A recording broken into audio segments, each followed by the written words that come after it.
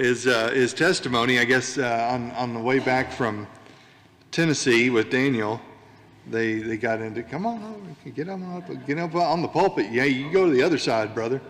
Yeah. So they got to talking, and Daniel said he thought he had a real interesting testimony, and said someday we'll have to share it. I guess this week come out. So have at her.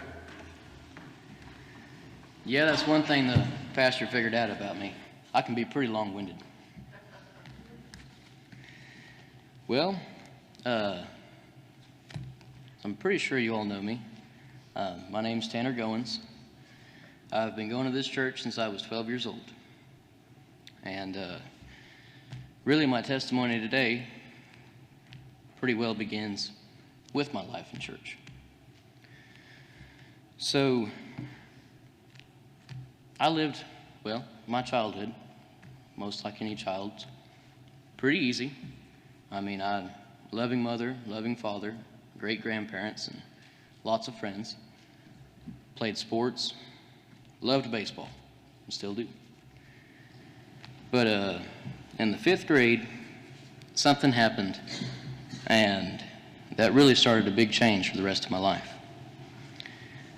I remember sitting in class one day when the teacher got a call on the office phone, and he took the call and he looked at me. Now, the teacher had looked at me several times before in that year, and none of them were ever very good. Well, sometimes. But he looked at me and he said, "Tanner, I need to talk to you." And so I followed him out to the hallway, and he said, there's some people here at the school today. They're wanting to talk to you. I was told they're talking to your sister right now. I said, okay. And I said, well, who are they? They said, well, they're from the DHS service. And I said, okay. I said, well, what is that? And he said, well, he said, I'm really just going to have to leave that up to you and them. He said, I was told to send you down to the office so you could talk to them. So I went down the office, and they sat me down, and what they had to tell me was pretty hard to understand. They told me that they had found out that my parents had been using drugs, and that I was going to have to stay with my grandparents for a remainder of the time that they didn't know. So that day, we went home, left school early, packed up our stuff, and I moved out to my grandparents' house.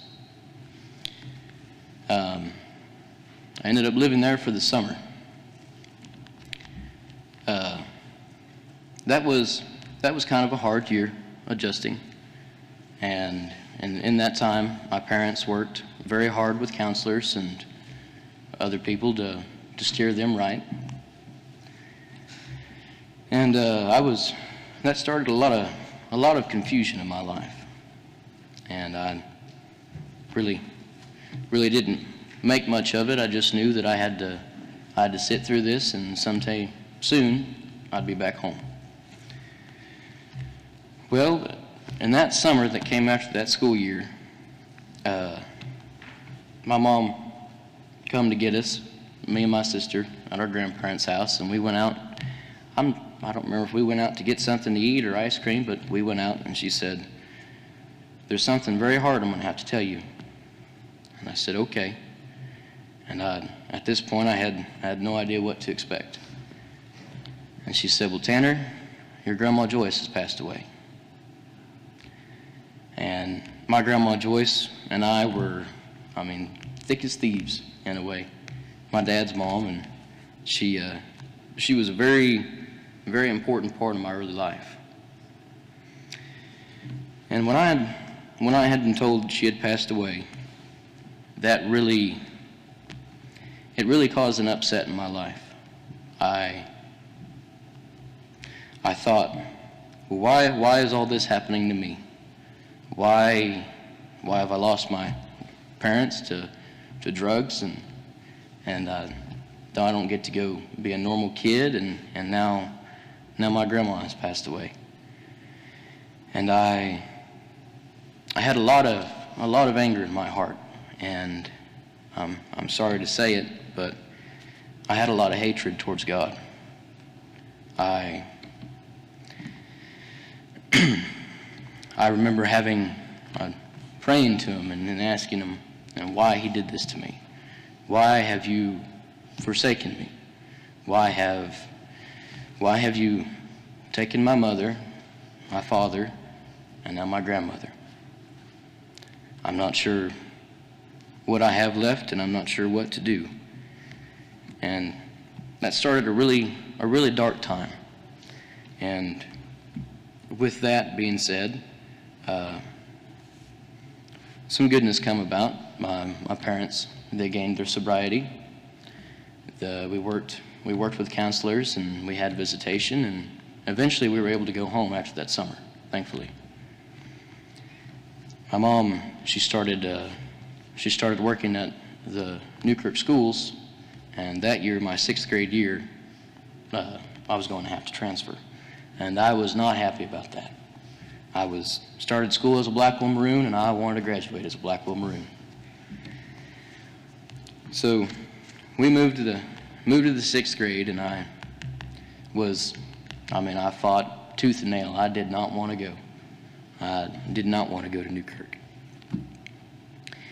And that really didn't help my situation with my anger with God. I thought that my little piece of paradise that I was in, my normalcy, my normal childhood wasn't there anymore, and I wasn't sure really who to be or how to act. It brought me in a very dark place. And thankfully for my grandmother and my mom, they sought other help, and they got me a counselor. Her name was Kathy, wonderful woman. She would come to sit with me once a week, and we would talk about all the things that happened and how I felt about them. And she really helped me to look at things that there are times in life where things are hard and where things don't make any sense. But there's always something good to come out of everything that's bad, and that I just had to give it time. Well, just giving it time, that was a big thing to grasp as a 6th grader.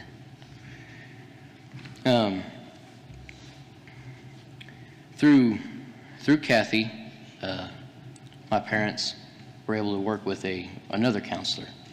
And through this whole time, what the judge had said, that we could have custody, but my parents I think they were given 2 years. They had to work with substance abuse counselors, and they had to have regular meetings, and we had to have regular family meetings.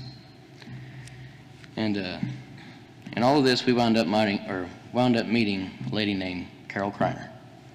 She, beautiful woman, wonderful person, and she inspired a lot of my life at that point. I got to meet her in one of our family sessions, and her and I kind of just hit it off the bat. She's really kind of like a grandma to me. And sitting over at Carol's, she said, "You know what?" She said, "All these visits, what we haven't been doing is we haven't been reading from the Bible at all." And she asked me, she said, "Do you read the Bible?" And I said, "No." I said, "I have one." I said, "But I've never really read it." And she said, "Well, we're going to have to change that." So she made me start reading the Bible with her when we have our visits, and eventually I started doing yard work for her. So I was there 2 or 3 times a week. And it had come down to the point where she said, "Well, we need to go to church. We've done all this reading. Now we need to go hear some preaching." And she said, "Is there a church that you'd like to go to?" And I said, "Well, there's one right down the road from my house, just right across from the nursing home." She said, "Oh, that big church over there." I said, "Yeah, I think it's the Methodist church." She said, "Yes, I believe you're right."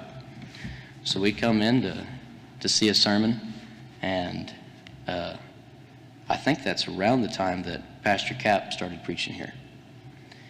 And we caught a sermon, and I can't remember exactly what it was about, but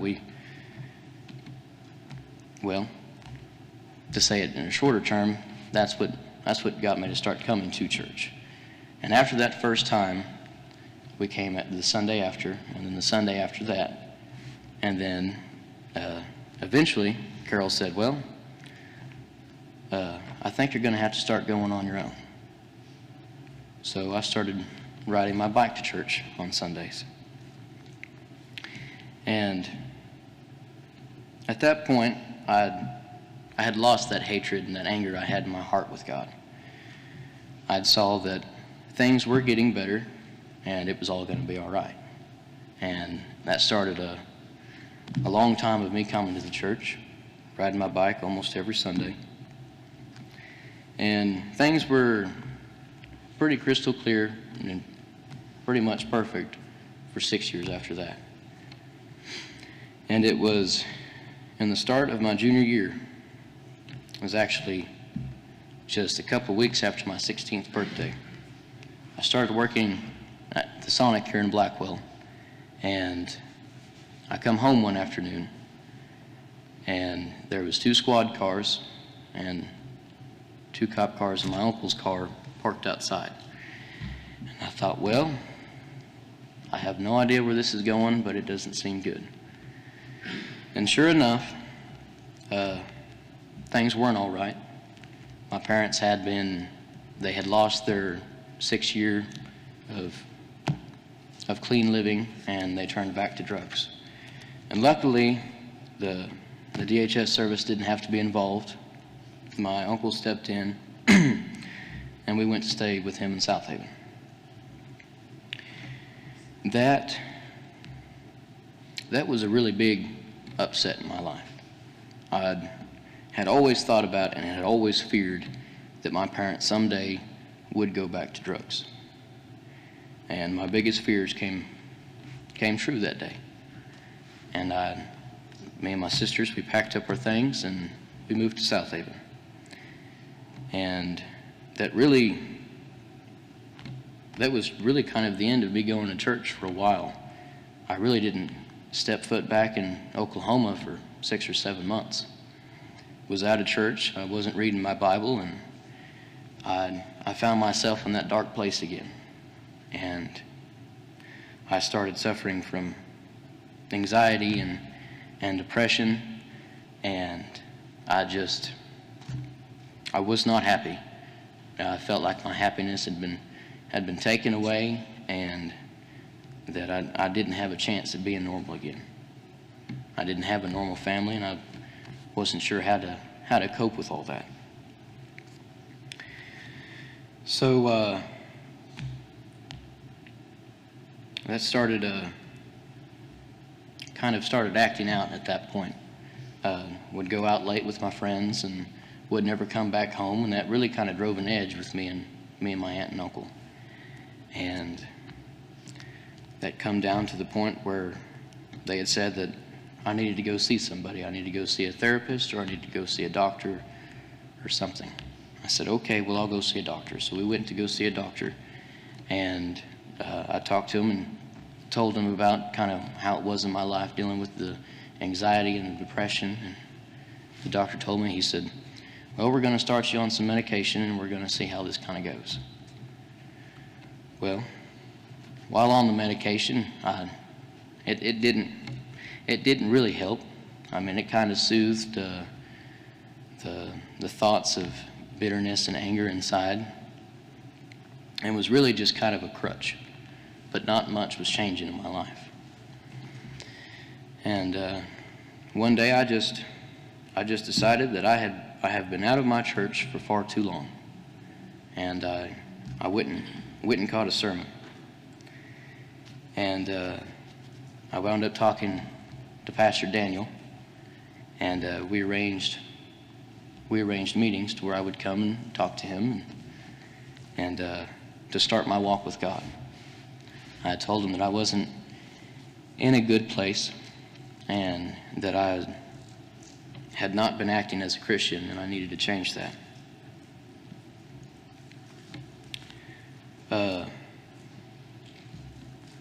Along with these meetings, some more family stuff had come about with my parents. They had gotten clean for a couple of months, and then they had dove back off the deep end.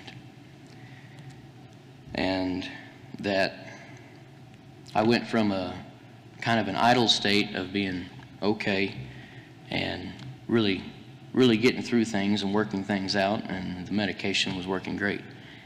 And when I had found out that my parents had made the wrong decision again, I quit taking the medicine, and I just wanted to live, and all of my hurt and all of my feelings, and never let anything express that. And that's what led me to going back to church. I'm sorry, I'm kind of getting a little ahead of myself here, but wasn't sure how all to put this.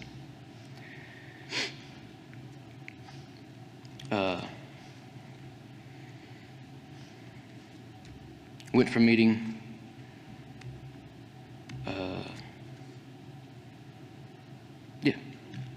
so the upset with my aunt and uncle. I wound up leaving their house and moving in with my grandparents, which was a really good thing. It got me closer to church, and I had less excuses to miss church. I started getting in with the Bible more, and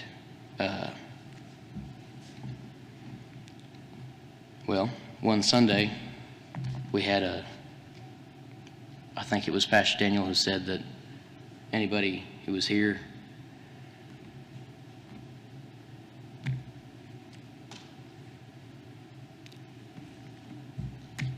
I'm really sorry, I kind of got lost where I was going.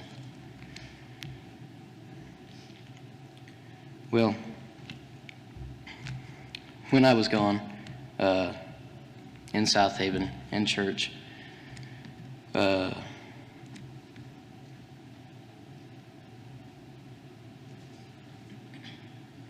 see, how do I put this?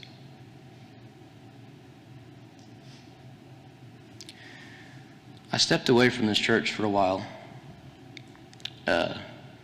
thinking that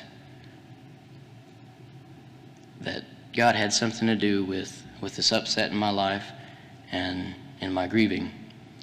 And coming to church, I was able to see that bad things happen, but they always happen for a good reason. There's always good things that can come out of it. It was in this church I had an altar calling. It had been some years ago. It was while Pastor Cap was preaching. I come before the altar, and I felt the presence of God.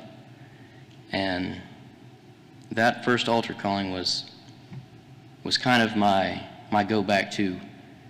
After I had that altar calling, any time that my grief with my parents had come about, I was able to remember my time with the Lord, and that's what kept me coming back to church. And it was this year where my battle with anxiety and depression finally ended after all my parents' stuff and my inward struggle with my faith and with depression and my anxiety. One Sunday, me and Bob and Pastor Daniel and Lo, we all met here at the front of the church, and they prayed over me. And I was baptized in the Holy Spirit that day. And from that point on, my family, they noticed a difference in me. They noticed I was happier. I was clearer-minded. I wasn't tense, and I wasn't anxious. And I sat down with my grandmother, and she asked me about what was the big change. Why do you seem so different, so happy all of a sudden? And I said, well, it's really just church. I said, I've had this anxiety and depression in my life. And I looked for God, and I prayed, and I said, God, please rid me of this. Please let me be happy. Let me serve you. And please be a part of my life. And that day that I was baptized in the Holy Spirit, that happened. It's hard to explain, but it was all of that anger, all of that bitterness that I had for all of those years, from 5th grade to this year. It all disappeared. And it was coming to this church that made an impact in my life. It has always been my fallback to when things have gotten hard. God showed me that when you're just down and you're out and you're struggling, He's listening. He's listening to your prayers, and He will be there. He came into my life, and every day since then, I've grown closer to God. My prayer's great. Really, everyday life has just been a blessing. Our family has gotten closer, and a lot of miraculous things have been happening to me this year. And I know that this church and the people in it, my church family, all of you have helped me come to the Lord and truly become a better person. And I would like to say forefront that I wasn't too sure how I would give my testimony, and I've just jotted down some of the key points. And that's all I have. Thank you for listening.